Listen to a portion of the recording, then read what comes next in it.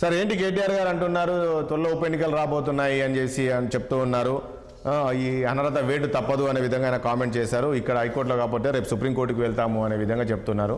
ఆ పరిస్థితి ఉంటుందా? ఎందుకంటే మనం చూసాం గతంలో కూడా చాలా వరకు ఈ పార్టీ మారిన ఎమ్మెల్యేలు వచ్చేస్తున్నాయి, 2-4-6 నెలల ఎన్నికలు వచ్చేస్తున్నాయని చెప్పాము, ఎక్కడ రాలేదు లాస్ట్ వరకు కూడా. సో ఇక్కడ కూడా ఇలా అలాంటి పరిస్థితి ఉండే అవకాశం ఉందా, లేక వచ్చే అవకాశం ఉంటుంది ఎన్నికలు? It's a very contentious issue. ఎందుకంటే అల్టిమేట్లీ స్పీకర్ డిసిషన్ తీసుకోవాలి. చాలా మంది స్పీకర్ మాత్రం డిసిషన్ తీసుకోవడంలో చాలా కేసెస్ చూసాం మనం. ప్రొలాంగ్ చేసుకుంటా ఉంటారు. అల్టిమేట్లీ హైకోర్టులో ఆర్గ్యుమెంట్స్ నడుస్తా ఉంది. ఇప్పుడు హైకోర్టు కూడా నిన్న ఆర్గ్యుమెంట్స్ కూడా అడిగారు, ఎన్ని రోజులు speaker will take a decision, they have to take a decision కదా అని అంటారు. అంతేగాని ఇప్పుడు ఎంతమంది వక్తలు చెప్పినట్టు మనకు హైకోర్టు కూడా ఇచ్చేది మోస్ట్లీ అడ్వైజరీ. ఎందుకంటే parliament is supreme. Speaker has powers to disqualify member. మనకు యాంటీ డిఫెక్షన్ వల్ల క్లియర్ గా ఉంది. కాబట్టి ఇది ప్రొలాంగ్ చేస్తూ ఉంటాయి. It's only to prolong the issue.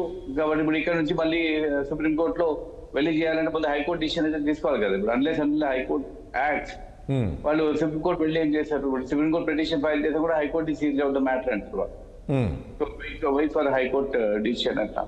కాబట్టి కంటెన్షియస్ ఇష్యూ. ఎందుకంటే ఈ యాంటీ డిఫెక్షన్ లాలో కొన్ని పవర్స్ అన్ని మన స్పీకర్ దగ్గర పెట్టేసాక న్యాచురలీ మనకు పార్లమెంటరీ డెమోక్రసీలో అదే స్పీకరే అల్టిమేట్ ఉంటాడు. Speaker doesn't take a decision, తను అవాయిడ్ చేస్తారు. పెటిషన్ డిసిషన్ వెళ్తే కూడా స్పీకర్ గారికి కలవరు. ఎన్నో చూద్దాం. ఇది నాట్ ద ఫస్ట్ టైం. ఇంతకు ముందు కూడా ఇదే జరిగింది కదా. కానీ అప్పుడు పెద్ద బస్సు చేయాలి. కానీ ఇప్పుడు బీఆర్ఎస్ పార్టీ ఏంటంటే వాళ్ళు ఎమ్మెల్యేని ప్రొటెక్ట్ చేసుకోవాలి, పార్టీని ప్రొటెక్ట్ చేసుకోవాలి. కాబట్టి వాళ్ళు కూడా సీరియస్ గా మళ్ళీ ఫ్యూచర్ లో ఇంకా ఎమ్మెల్యేస్ పోకుండా మేము యాంటీ డిఫెక్షన్ లాగా మీకు ఫైల్ చేసాం కేసు, జాగ్రత్త అన్నట్టు వార్నింగ్ ఇచ్చినట్టే వాళ్ళు ఇండైరెక్ట్ గా చెప్తా ఉన్నారు కోర్టులో వేసేసి. Wait and see. అంటే కేటీఆర్ చెప్తున్నారు సరే ఇక్కడ కాదంటే సుప్రీంకోర్టుకు వెళ్తామంటున్నారు కదా.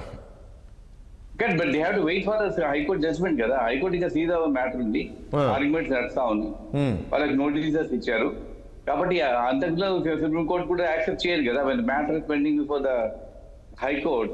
సుప్రీం కోర్టు ఎందుకు తీసుకుంటుంది? ఇక్కడ డిసిషన్ తీసుకోలేదు. If they have prolong for a long time అంటే హౌ లాంగ్ అనేది మళ్ళీ డిబేటబుల్, ఎందుకంటే ఆర్గ్యుమెంట్స్. కాబట్టి ఐ డోంట్ థింక్ ఇమీడియట్ గా ఏదైనా డిసిషన్ వచ్చే పరిస్థితి లేదు. ఆ సుప్రీం కోర్టు లేసినా కూడా వాళ్ళు డైరెక్ట్ టు హైకోర్టులో మన డిసిషన్ పెండింగ్ ఉంది కాబట్టి మీరు వెయిట్ చేయండి హైకోర్టు డిసిషన్ వరకు అన్నట్టు. కానీ ఈ యాంటీ డిఫెక్షన్ లా మాత్రం I think there needs to be amendment.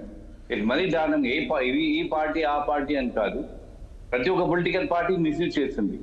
ఎంత స్ట్రిక్ట్ గా పెట్టామని కూడా ఇప్పుడు ఆయారం 1960s లో మనకి హర్యానా పాలిటిక్స్ నుంచి చూసాక అప్పటి నుంచి మనకి ఇదే నడుస్తా ఉంది. ఒక పార్టీ సిద్ధాంతంలో ఎలక్ట్ అయ్యేసి రాత్రి పెక్యునరీ బెనిఫిట్ కోసము లేదంటే పవర్ లో ఉండాలి, రూలింగ్ పార్టీతో ఉండాలని రాత్రి జంప్ చేయటం మాత్రం ఇది మరి అన్యాయం.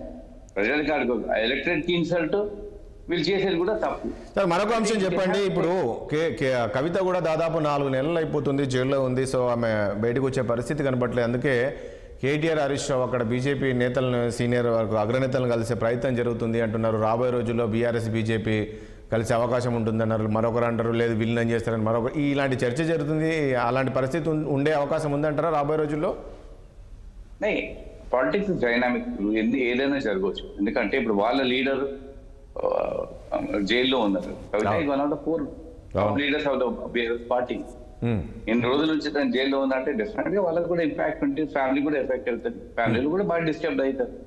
కాబట్టి డెఫినెట్ గా they will work out some solution. ఇప్పుడు మన ఇక్కడ కాదు, మనకు నార్త్ లో చూసాము ఎన్ని పార్టీస్ రూలింగ్ పార్టీతో కలిసి. రీసెంట్ గా మనం ఇక్కడ మన తెలుగుదేశంలో చూసాము 4 ఎంపీ జాయిన్ అయిపోయారు. ఏమైంది వాళ్ళ మీద కేసెస్? ఏం లేదు ఇప్పటి వరకు. జాయిన్ అయినాక బీజేపీ జాయిన్ అయినాక ఏం లేదు కదా వాళ్ళ మీద కేసు, ఫస్ట్ కాలేదు ఇంకా, అలాగే పెండింగ్ లో ఉన్నాయి. కాబట్టి బీజేపీలో జాయిన్ అయినాక రేపు యాక్షన్ తీసుకుంటారా లేదా అని అంటే దాన్ని ఇప్పటికే ఏం యాక్షన్ తీసుకోలేదు. చాలా చోట్ల చాలా కేసెస్ అలాగే ఉన్నాయి ఒక పార్టీలో. డెఫినెట్ గా బీఆర్ఎస్ పార్టీ కూడా అన్ని అవెన్యూస్ చూస్తా ఉన్నారు వాళ్ళు. రేపొద్దున టైఅప్ అవుతుందా, విలీనం అంటే దట్స్ నాట్ అంత ఈజీ కాదనుకోండి. But at least they will have some understanding with the Bharatiya Janata Party అని కూడా టాక్ నడుస్తా ఉంది. అండ్ సెకండ్ థింగ్, కేసీఆర్ ని మనం రూల్ అవుట్ చేయవచ్చు. ఇది వెరీ ట్రూడ్ పాలిటిషియన్.